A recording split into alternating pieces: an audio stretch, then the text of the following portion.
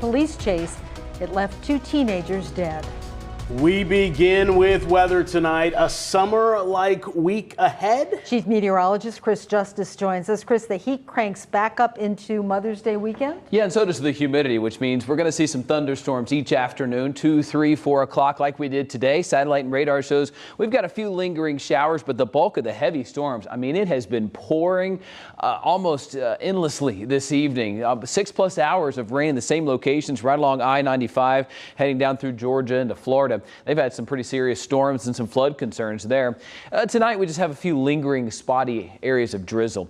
It is a dry night in Greenville right now, looking out at Main Street where Artisphere is set up. A beautiful start to the day tomorrow, but do know that by the afternoon you'll dodge a shower here or a shower there. No guarantee that it'll be right over Greenville. In fact, they're going to be like the summertime, hit or miss tomorrow. It's 69 in Greenville, 67 in Asheville. Quite refreshing when you wake up tomorrow, 64 degrees. But that humidity and that heat will crank up quickly as the sun comes up earlier now, 6:28. Coming up, I've got hot weather for both days this weekend. I'll show you when that means you'll see some storms.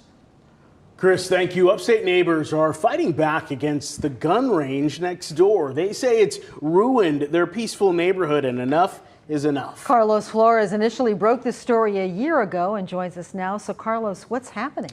Well, Nigel, Carol, a year ago, we brought you the story of Octavia Childress of Oconee County. She, along with many of her neighbors, raised concerns about disruption from a nearby gun range. And after trying to find a solution, they've officially filed a lawsuit.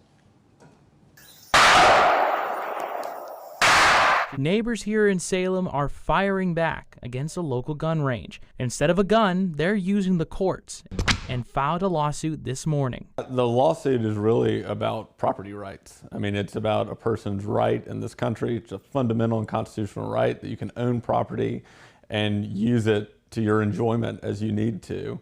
The group of neighbors are suing for 6 specific reasons, ranging from negligence to being assaulted. Forrest Moore is one of 9 people suing the gun range. He says he's not only worried about his horse's safety, but his own.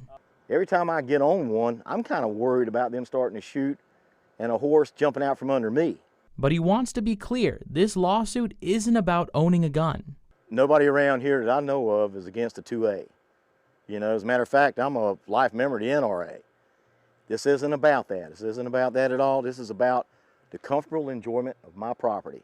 I visited the range to speak with the owner, but no one was there. A year ago, County Councilman John Elliott told me their hands were tied on this issue. Today, he released a statement in support of the neighbors. It reads, "I'm 100% in favor of the Second Amendment, but this gun range is in the wrong place. People who live around it live in constant fear of stray bullets. The noise is incredible and deafening on the weekends. I have no ill will towards the Durhams, but I hope this lawsuit ends the issue amicably, with all parties getting what they want." My clients have tried for years at this point to try to figure out something that could be done with this and really have had no luck. So I think this is kind of what they finally came to, is it was going to take a lawsuit to get something done. Neighbors say the only way this can end is if the gun range shuts down.